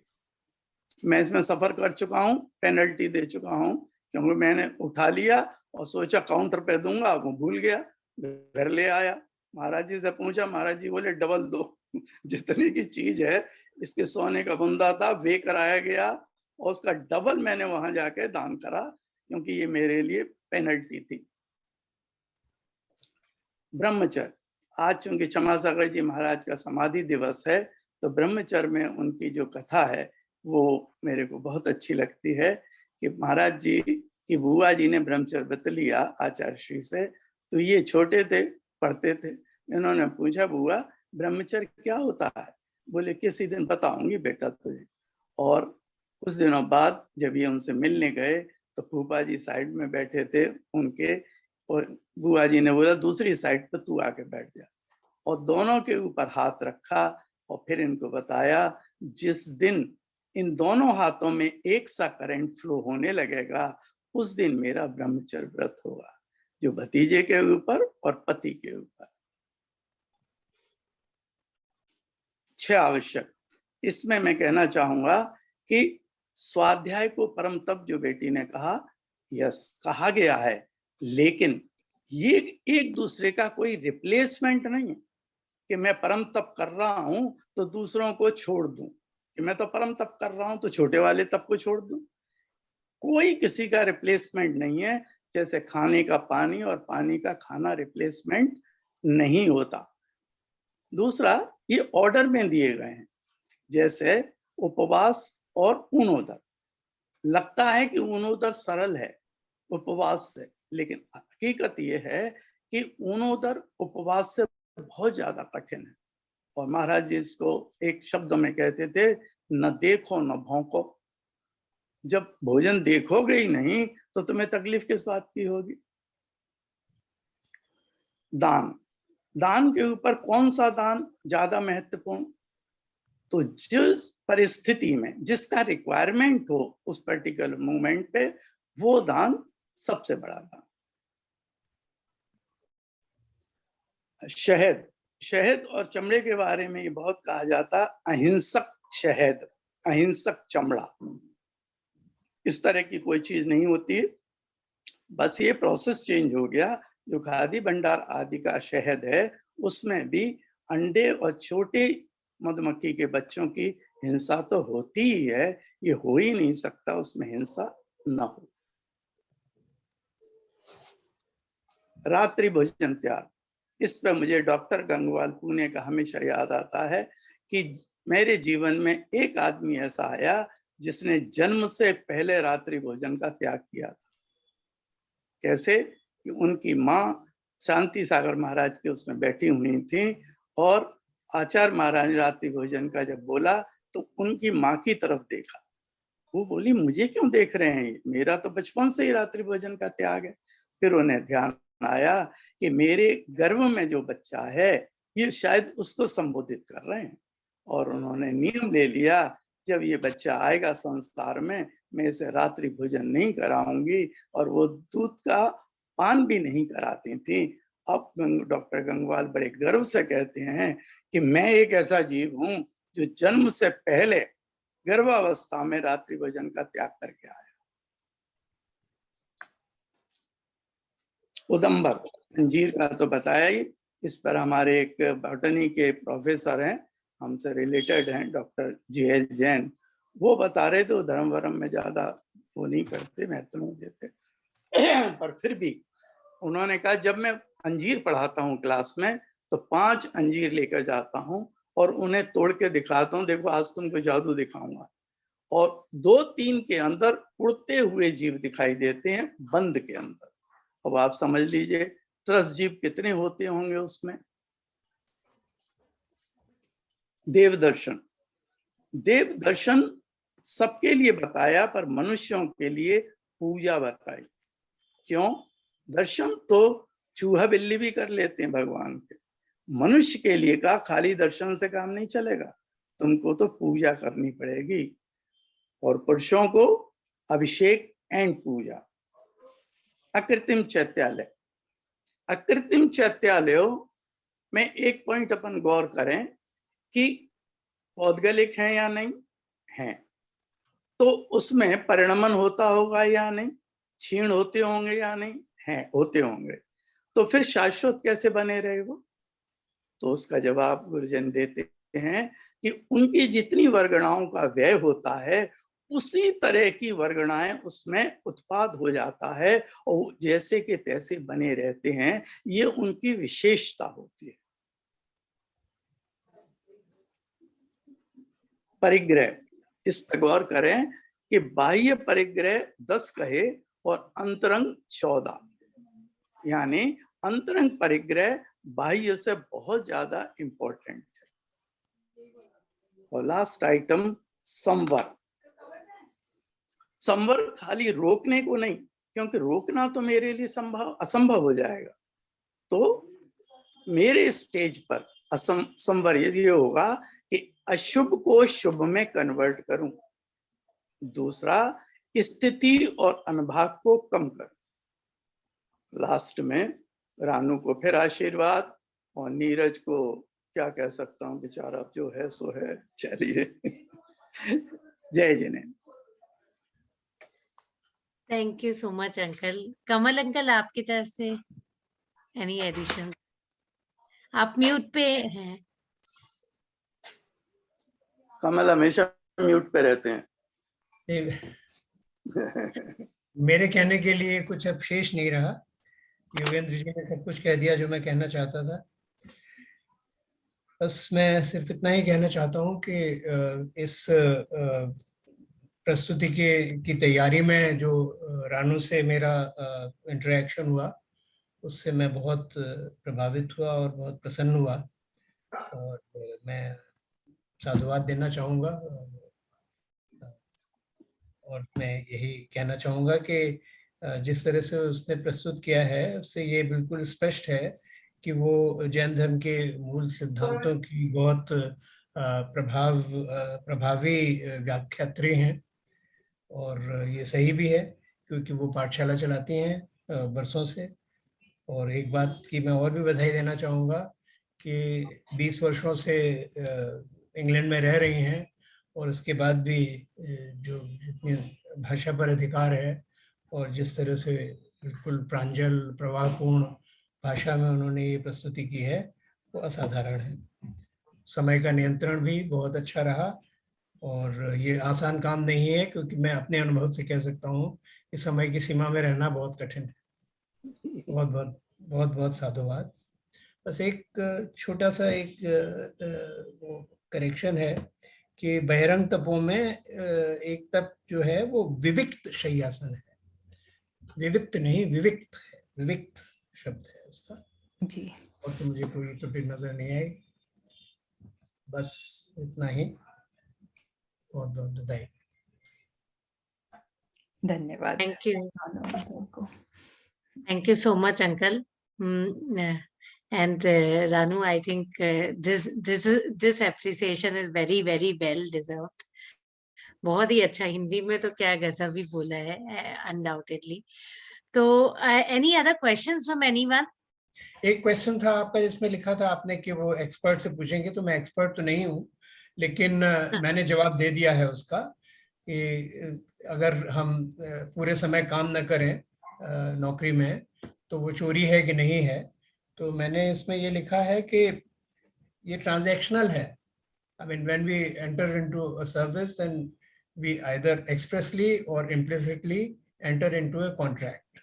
So if we do not fulfill our part of the contract, then it is deception, and by extension, it amounts to theft. वो चोरी है, समय की चोरी हुई। अगर निर्धारित समय तक काम नहीं किया तो चोरी हुई। निर्धारित समय तक बैठे रहे पर काम पूरा नहीं किया, जितनी मुस्तैदी से जितने डेडिकेशन से काम करना चाहिए था वो नहीं किया, वो भी चोरी हुई। अंकल इसमें आजकल क्या होता है, आजकल बड़ा फ्लेक्सिबल वर्किंग हो गई है। मतलब I agree with your answer, but मैं एक और पर्सपेक्टिव पे आपके विचार जानना चाह रही हूँ कि फ्लेक्सिबल वर्किंग हो गई है तो काम जैसे स्पेशली वर्चुअल में सुबह 8 बजे चालू हो जाता है, रात के 8 बजे तक चलता है निर्धारित। तो अब उसमें यह है कि ठीक है 8 घंटे दिन में जब भी काम हो जाए, तो एक ये पर्सपेक्टिव हो गया है कि वो अब 9 से 6 वाला वो नहीं रहा, वो हो गया है। दूसरा एक एक्सटेंड ये हो जाता है कि जैसे मल्टीनेशनल कंपनी में प्रोजेक्ट्स आ गए तो किसी समय तो 16-16 घंटे काम हो गया और किसी दिन 4 घंटे ही रहा। तो वो भी मतलब वो भी कभी जैसे बैलेंस हो जाता है, मतलब कंपनी भी इस चीज को अलाउ कर देती है कि ठीक है कल ज्यादा हो गया था तो आज सही, तो वो वाला तो अलाउड है अगर वो परमिसिबल है। अलाउ किया यानी आपका एम्प्लॉयर के उनकी सहमति से हो रहा है। अगर आपके यहाँ फ्लेक्सी टाइम है तो तब तो ये थोड़ी लागू होगा कि नहीं आपको तो 10 से 5 तक बैठना ही है, जो भी आपके वर्किंग आवर्स हैं वो आपका फ्लेक्सी टाइम है, आप फ्लेक्सी टाइम कीजिए। लेकिन अगर मान लीजिए कि 8 घंटे का है आपका कॉन्ट्रैक्ट तो 8 घंटे आपको काम करना चाहिए। अगर आपको कोई काम नहीं दिया गया है तो तब दूसरी बात है। अगर काम दिया गया है तो जितना आपका नियत समय है उतना तो कीजिए ही, ऊपर से आपने कर दिया अच्छी बात है। मैं एक पॉइंट ऐड करना चाहूंगा, भावना की बात है इसमें। हाँ, मैं एक पॉइंट ऐड करना चाहूंगा इसमें। जैसे अभी स्पेशली कोविड सिचुएशन में पूरा रिमोट वर्किंग हो गया था, सब लोग अपने अपने घर से काम कर रहे थे, तो उसमें एक इम्पोर्टेंट एस्पेक्ट ये था कि फ्लेक्सी आवर्स हैं, आप अपनी सुविधा से काम करें, लेकिन आपकी टीम के किसी दूसरे सदस्य को आपकी जरूरत है तो आपकी अवेलेबिलिटी होनी चाहिए। ऐसा ना हो कि वो चैट सिस्टम पे मैसेज कर रहा है, भाई नीरज मुझे आपसे हेल्प चाहिए, और नीरज जैन वहां पर है ही नहीं, 2 घंटे बाद आ रहे हैं उनको, उसके बाद उसका प्रॉब्लम सोल्व कर रहे हैं। तो वो 2 घंटे तक व्यक्ति थोड़ी दुविधा में होता है, प्रॉब्लम सोल्व नहीं कर पाता है, उसका टाइम वेस्ट होता है।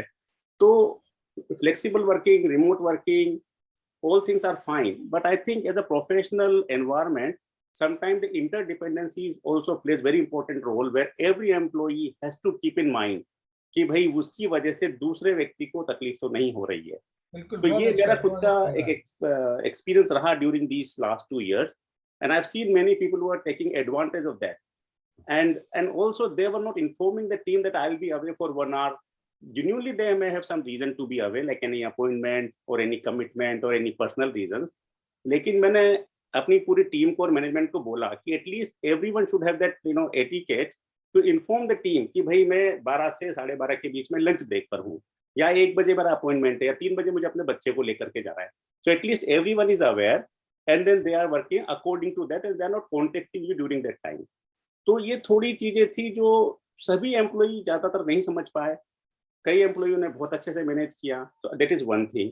सेकंड थिंग मैंने नोटिस किया कि फ्लेक्सिबल वर्किंग आवर्स तो हैं, बट वीकली आवर्स का कमिटमेंट टाइम शीट होती है कि you are submitting time sheet for 37 hours a week और 40 आवर्स ए वीक। तो आप जब टाइम शीट सबमिट कर रहे हैं तो एटलीस्ट उस समय आप सोचें क्या मैंने इस वीक में 40 घंटे या 37 आवर्स काम किया कि नहीं किया, क्योंकि हम वो 37 आवर्स लिख रहे हैं और काम हुआ नहीं। तो yes, flexibility and everything is good, but these are the aspect where when you relate with the Jain concepts, Jain religion concept, then you think twice कि भाई मैं सही कर रहा हूँ कि नहीं कर रहा हूँ। बिल्कुल सही, बहुत अच्छा आपने उदाहरण दिया। एक मैंने ऑब्जर्व किया है, आज के टाइम में इनकम टैक्स की चोरी को स्थूल से गौड़ कर दिया गया है। ये तो करना ही पड़ता है, करें क्या, 30% देना पड़ता है, आदि आदि। ये मेरे ख्याल से एक्सक्यूज नहीं चलेगा। इनकम टैक्स तो whatever is the rule that everybody has to follow, otherwise चोरी डायरेक्ट चोरी है, स्थूल चोरी, सूक्ष्म नहीं। बिल्कुल सही स्वाति। बिल्कुल बिल्कुल सर तो इसमें एक बात बताइए, कई बार आता है सैलरीड एम्प्लॉइज से क्वेश्चन दैट कि इनकम टैक्स में ऑलरेडी पे होता है, उसके बाद दान फिर वही मतलब 25% रहेगा, या मतलब उससे तो कोई कोरिलेट नहीं होगा ना, क्योंकि टैक्स के बाद जो आपकी इनकम आ रही है उसी से आपका दान होगा। बिल्कुल बिल्कुल, वो तो बिल्कुल स्पष्ट है, वो तो बताया गया है कि जितनी भी आपकी देयताएं हैं इसकी सर टैक्स की, उनको घटाने के बाद फिर आपकी इनकम कंप्यूट की जाएगी। उस पर जो भी 10% जघन्य के लिए और 1/6 मध्यम के लिए और 1/4 उत्तम के लिए, तो वो उस पर है। तो इसमें एक और पॉइंट इम्पोर्टेंट है कि कुछ लोग इसमें जो बेईमानी करते हैं दान में, वो सेविंग्स को उसमें से घटा देते हैं। That is not correct. Total income सारे सोर्सेस से, खाली अपनी सैलरी से नहीं, एफडी आदि जहां से भी आती, टैक्सेबल इनकम माइनस टैक्स, उसका 10% या 16% या जो वही आप करना चाहें वो आप करें, लेकिन सेविंग इसमें नहीं आएगी। अदरवाइज सेविंग से तो आपकी नेट इनकम 0 कर देंगे, आप दान कुछ करेंगे ही नहीं, है? Yes sir, yes uncle. तो और किसी के कोई प्रश्न है? Any questions from anyone else? बीच में नीरज जी का क्वेश्चन था, वो तो फिर रानू जी की प्रेजेंटेशन में ही आ गया, सम्यक दर्शन के 8 अंक। हाँ जी संजय जी। क्वेश्चन या कटहल जो आज बात हुआ है, कटहल means jackfruit, we call it as फणस. Furness does not come in Ashtamudgum. Why it is not? Why it is prohibited in our Jain community? So this question is around kathal, jackfruit. Why is jackfruit prohibited in Jains? कटहल के बारे में 2 मत हैं। ये कटमूल में आता है या नहीं आता। जैसे साउथ में मुनिराजों तक को सर्व किया जाता। मैं जब साउथ ट्रिप पे गया था, मैंने देखा वहां पर मुनिराजों को भी सर्व किया जाता। नॉर्थ में इसको स्ट्रिक्टली फॉलो नहीं किया जाता, नहीं देते अपन, और इसे दोषपूर्ण मानते हैं। हो सकता है क्षेत्र टू क्षेत्र इसमें जो दोष होते हैं उनमें फर्क पड़ता हो। जैसे ये लबेड़ा होता है ना, हमारी साइड में लबेड़ा हम लोग तो यूज करते हैं। बरेली में जब मैं गया तो वहां पर लबेड़ा बिल्कुल यूज नहीं करते। और मेरे भाभी साहब ने मुझे दिखाया, फ्रेश खरीदे और तोड़ के देखा तो उसमें बहुत सारी जीव राशि थी। तो हो सकता है सीजन या एरिया के हिसाब से इसमें दोष आता हो। पर अपने यहाँ इसको एक और कटहल के साथ प्रॉब्लम है, एपियरेंस। उसकी एपियरेंस जो होती है, बन के तैयार होती है, वो भी नॉन वेज जैसी दिखती है। ये भी एक शायद कारण होगा कि उसे ग्लानी आदि आई, और ग्लानी कम हुई आपकी तो हो सकता है उधर आप बढ़ जाएं।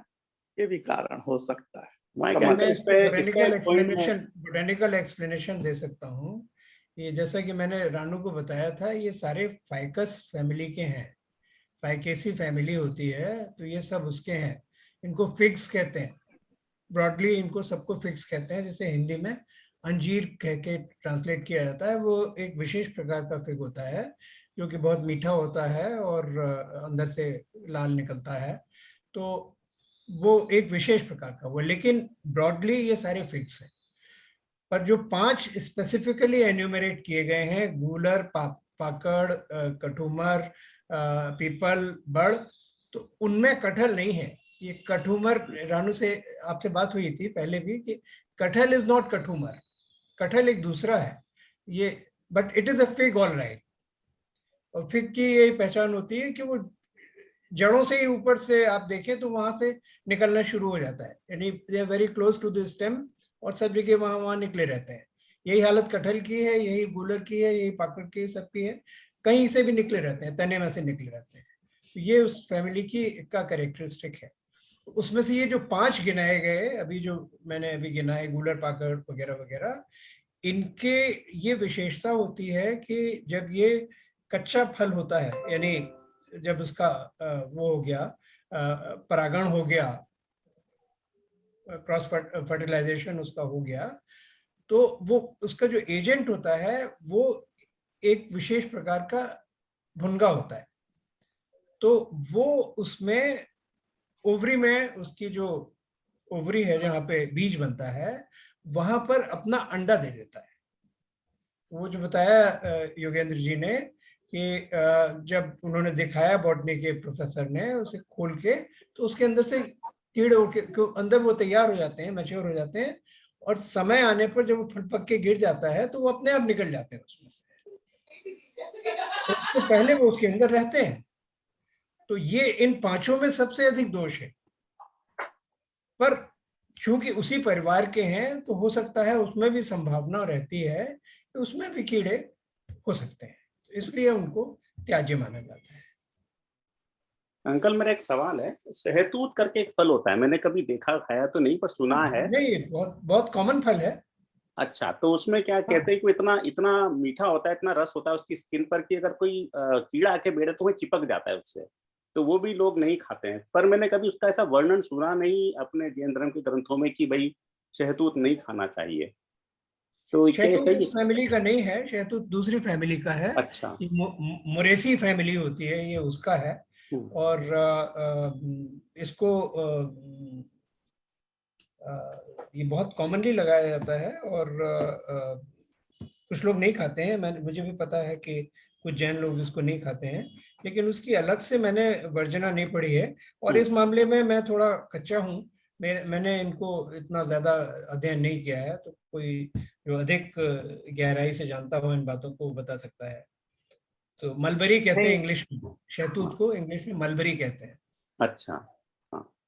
नहीं, पर जो कमल ने एक पॉइंट बताया, एक्सेस मीठापन है ना, उसमें जीव राशि उत्पन्न होने की संभावना नेचुरली ज्यादा होती है। जैसे तरबूज को कुछ लोग नहीं लेते, पर चमासाकर जी महाराज कहा करते थे अगर छोटा तरबूज है उसी समय आप बनाकर उसे डिस्पोज ऑफ कर देते हैं तो उसमें दोष नहीं, लेकिन अगर आप उसे रख लेंगे तो उसमें जो मीठापन होता है उस पे जीव राशि बहुत जल्दी उत्पन्न होती है ना। तो इसमें तो फल है, आम बहुत मीठा होता है, गन्ना बहुत मीठा होता है, फल नहीं है गन्ना हालांकि, तो बहुत सारी चीजें बहुत मीठी हैं। अब इसको तो एंडलेसली हम लोग आगे बढ़ा सकते हैं बातों को। कमल, मेरा पॉइंट एक्सपोज्ड नहीं है। हाँ, आपने तो उसे खोल के अगर आपने रख दिया तो फर्मेंटेशन हो जाएगा। मीठी चीज जो भी है उसमें फर्मेंटेशन हो जाएगा। मीठा बहुत ज्यादा है तो उसमें प्रोसेस बहुत जल्दी शुरू हो जाएंगे, लेकिन अगर उसी समय डिस्पोज ऑफ कर दो तो उसमें दोष नहीं।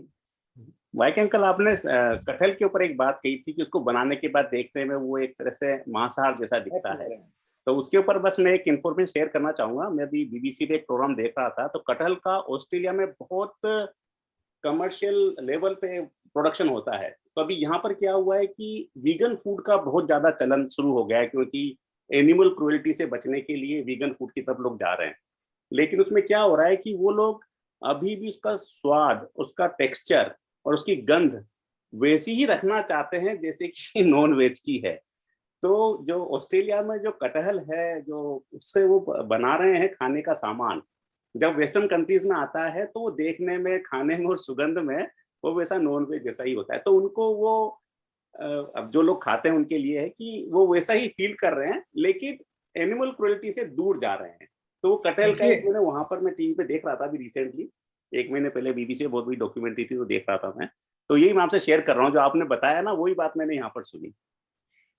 इसमें तो कॉन्शियसली एक ये बड़ा भारी प्रयास हो रहा है कि मॉक मीट, मॉक डक, ये सिंगापुर वगैरह में अगर आप जाएं तो वहां तो ये बहुत कॉमन है। वहां वेजिटेरियन सब, अगर किसी भी आप फूड स्टॉल पर जाएं तो मांग के खाते हैं। उसी तरह से उसके सीख कबाब बनाए जाते हैं, उसी तरह से उसके सब कुछ बनाए जाते हैं। और अगर आप देखें, एक्चुअली अगर देखें आप, तो हम लोग जो बोलचाल में जिन भाषा में हमारे ये शब्द घुस गए हैं, हम रियलाइज भी नहीं करते हैं। खिचड़ी जैसे शब्द है, खिचड़ी भारतीय मूल का शब्द नहीं है। खिचड़ी आया ये मुसलमान आक्रमणकारियों के साथ है, और पुलाव, खिचड़ी, ये सब मीट के साथ बनने वाली चीजें हैं। आज हम उन नामों को कोफ्ता जो इतना बनता है कॉमनली, कोफ्ता उसी का है, मिन्स मीट का कोफ्ता होता है। तो ये हमारी भाषा में भी घुस गए हैं, और हमारे किचन में तो है ही। बनाने में उसमें मांस का प्रयोग नहीं होता है, लेकिन नाम, टेक्सचर, अपीयरेंस सब वही है। बिरयानी बहुत अच्छा एग्जांपल है अंकल इसका, बिरयानी। तो ये सब सारे नाम जो हैं ये सब उसी मूल के हैं। तो कमल भाई, आप सिंगापुर की बात कर रहे हैं, मैं आपके गांव की बात कर रहा हूँ। दिल्ली में आजकल नए रेस्टोरेंट खुल गए हैं जो इस तरह का फूड देते हैं और बहुत पॉपुलर हो रहे हैं। अब उसके प्लस और माइनस दोनों। जो नॉन वेज छोड़कर इधर आना चाहता है उनको तो ये हेल्प करता है, लेकिन जो वेज वाले उधर जाते हैं उनके लिए गड़बड़ करता है, उस डायरेक्शन में ले जाता है। पर मुझे ये बताया गया जब पिछली बार मैं गया था, बहुत रेस्टोरेंट खुल रहे हैं, खुल चुके हैं और बड़े कॉमन हो गए हैं। तो अंकल इस पे मेरे एक पॉइंट है कि जो मैं आजकल बहुत सुन रहा हूँ स्पेशली इधर, कि जैन बच्चे कहते हैं कि जैन फूड वीगन फूड क्यों नहीं है, या वो वीगन फूड की तरफ जा रहे हैं। तो अभी कंफ्यूजन शुरू हो चुका है, जबकि मेरा जो, जहां तक मेरी जानकारी है, जितना मैंने समझा है, वीगन फूड और जैन फूड का कोई तालमेल नहीं है। वीगन फूड एक अलग चीज है, जैन फूड अपने आप में बहुत ही सबसेट है, बहुत बड़ा सबसेट ऑफ वेजिटेरियन फूड है। हम मिल्क लेते हैं, दूध लेते हैं, सात्विक दूध होना चाहिए, एनिमल क्रुएल्टी वाला नहीं होना चाहिए, जो जैसा दूध प्रोड्यूस होता है वैसा होना चाहिए। तो अभी यंग जनरेशन में ये कंफ्यूजन शुरू हो चुका है कि वो जैन फूड का तो उनको आइडिया नहीं है, कॉन्सेप्ट क्या है उसके पीछे उसका ज्ञान नहीं है, और वो वीगन फूड की तरफ जा रहे हैं, और उसकी वजह से ये कई अभक्ष चीजें उनके खाने में आ रही हैं। जैसे मशरूम हो गया, तो वो भी जो है वेजिटेरियन कैटेगरी में काउंट होता है। यहाँ पर मैं एग और एल्कोहल और हनी की बात नहीं कर रहा हूँ, क्योंकि वो तीनों भी यहाँ पर वेजिटेरियन मार्केट होते हैं, क्योंकि वो कहते हैं तीनों वेज सुटेबल फॉर वेजिटेरियन है, अप्रूव्ड बाय वेजिटेरियन सोसाइटी है। तो मैं उनकी बात नहीं कर रहा हूँ, लेकिन जैसे मशरूम हो गया, सी वीड हो गई, अपना बाकी जो अपने ये कटहल हो गया, या कई तरह के फल हो गए, या फिर वीगन की बात हो गई, तो थोड़ा सा कंफ्यूजन शुरू हो चुका है यंग जनरेशन में। तो फिर यहाँ से पर आपको बॉटनी की ओर ले जाता हूँ आपको इसके। उसमें मशरूम जो है वो एक दूसरा ही किंगडम है, तो ना वो एनिमल किंगडम में आता है ना वो प्लांट किंगडम में आता है। सीवीड जो है वो एल्गा है, वो प्लांट किंगडम में आता है। उसमें वो उस तरह का, अगर आप केवल प्लांट्स तक सीमित रहना चाहते हैं तो उसमें उस तरह का दोष नहीं है। और रही बात इसकी वीगन और जैन फूड की, तो ये बात सही है कि दोनों अलग अलग चीजें हैं, उनकी जो अवधारणाएं हैं वो अलग हैं। लेकिन आप ये देखिए कि वो दूध के लिए मना क्यों करते हैं। ये बात सही है कि ये संभव है कि हम बिल्कुल सात्विक तरीके से, अहिंसक तरीके से दूध प्राप्त कर सकें, पर किया तो नहीं जाता है। जो दूध मिलता है बाजार में वो तो उसका नहीं है। तो अगर वो जीव हिंसा को बचने के लिए वीगन उसको त्याग करते हैं तो हमें उसका श्रेय तो देना चाहिए ना उनको। बिल्कुल, तो वो हमसे आगे हैं उस मामले में कि हम तो ये जानते हुए भी कि ये दूध जो हम पी रहे हैं या दूध का कोई प्रोडक्ट खा रहे हैं ये अहिंसक तरीके से नहीं प्राप्त किया गया है, फिर भी हम उसका सेवन कर रहे हैं। तो जिसने उसका त्याग किया है वो हमसे तो आगे है। नहीं, पर कमल इसको ये कहना बेहतर होगा कि क्रूअलिटी के साथ दूध जो आता है उसका त्याग करना चाहिए, दूध का त्याग नहीं करना चाहिए। सही बात है। तो ये हमें स्वीकार करना पड़ेगा कि आज जो हमें कॉमर्स में दूध मिल रहा है, जो हम दूध लेते हैं डेयरी में से जो हमें प्राप्त होता है, वो हम मान सकते हैं कि वो ईमानदारी से अहिंसक दूध नहीं है। और ये जो पूरा एक इतना बड़ा उद्योग है इसका, स्लॉटर हाउसेस का, पशुओं के वध का, इसका कारण यही है कि अहिंसक तरीके से अगर दूध बनता है, बेचा जाता है, तो उसका दाम, जो दूध का दाम आज हम दे रहे हैं उससे 10-12 गुना होना चाहिए। अन्यथा उस कृषक, उस दूध के उत्पादक का हिसाब नहीं बैठेगा। जब तक वो स्लॉटर नहीं होगा जानवर, तब तक उसका हिसाब नहीं बैठेगा, पड़ता नहीं पड़ेगा। सही बात। ये एक बहुत कटु सत्य है जिसे हमें स्वीकार करना चाहिए। एग्री अंकल, सही बात बोल रहे हैं आप। बिल्कुल, ये बिल्कुल सभी, यहाँ पर भी इतनी बड़ी डिस्कशन हो रहा था इसके ऊपर, टीवी पे ही था कि जो organic milk, non organic milk, इसके ऊपर काफी डिस्कशन है। यहाँ सब तरह के मिल्क मिलते हैं, तो उसमें यही था कि जो किसान लोग हैं उनके लिए वो दूध प्रोड्यूस करना पॉसिबल ही नहीं हो रहा जितना सस्ता हमको मिल रहा है। ऑर्गेनिक इनऑर्गेनिक वाली बात दूसरी है। अच्छा। उसमें तो ये है कि आप उसमें फर्टिलाइजर वगैरह का इस्तेमाल कर रहे हैं फॉडर बनाने में या नहीं कर रहे हैं, वो दूसरी चीज आ गई, मैं उसकी बात नहीं कर रहा हूँ। लेकिन जो है कि बछड़े को जी भर के दूध पीने दिया, फिर उसके बाद जो बचा उसको फिर शुद्ध तरीके से निकाला, तो फिर जो दूध का दाम आएगा वो आप कल्पना कर सकते हैं कि क्या दूध का दाम आएगा। सही, तो पूरा एकदम समझना पड़ेगा पूरा पहले वो ऑर्गेनिक इनऑर्गेनिक वाली बात हुई, फिर उसके बाद फिर ये हुआ कि शक कर बच्चे ने दूध पी लिया, तब आपने लिया उसको, तब हिंसा नहीं है। तो अभी टाइम हो गया है, डिस्कशन बहुत ही रोचक रहा, मेरे तो कई प्रश्न रह गए हैं। I think we can take up in further sessions, जैसे भी टाइम होता है, और भी ऑडियंस के रह गए हो तो we can take in further sessions, क्योंकि आई थिंक वी डिसाइडेड कि 9:30 तो हम स्टॉप करेंगे ही। So it was a great session Ranu, and it was a privilege to have you here. You should be taking more of such sessions. Means teachers और academic fraternity के sessions थोड़े अलग ही होते हैं। So thank you so much. और बहुत ही विस्तार से भी और संक्षेप में भी आपने सारे ही जैन धर्म के प्रिंसिपल्स को हमारे सामने रखा। It was just amazing, and thank you so much for sharing all this knowledge with all of us. Thank you YK uncle, thank you Jaswal uncle, thank you Neeraj bhaiya for all the coordination. एक मेरा सुझाव है, ये जो आज प्रश्न रह गए हैं, अगर किसी के प्रश्न रह गए हैं, तो इसे बजाय इसके कि अलग से कोई इसके लिए सेशन किया जाए, उसे ग्रुप में पोस्ट कर दें, तो जो इसका उत्तर देना चाहें वो उत्तर दे सकते हैं। बिल्कुल बिल्कुल। तो anybody if any questions हाँ, are remaining please आप ये post. आमंत्रित कीजिए, बल्कि प्रक्रिया आप ये निर्धारित कर दीजिए कि अगर कुछ अनआर्टिकुलेटेड क्वेश्चंस रह गए हैं तो उनको पोस्ट किया जा सके ग्रुप में, और उसका जवाब देने का प्रयास करेंगे हम लोग। जो भी समझते हैं कि वो दे सकते हैं, वो उसका प्रामाणिक जवाब देने की कोशिश करेंगे। बिल्कुल बिल्कुल बिल्कुल। तो किसी के भी कोई क्वेश्चंस रह गए हो तो पोस्ट करिएगा।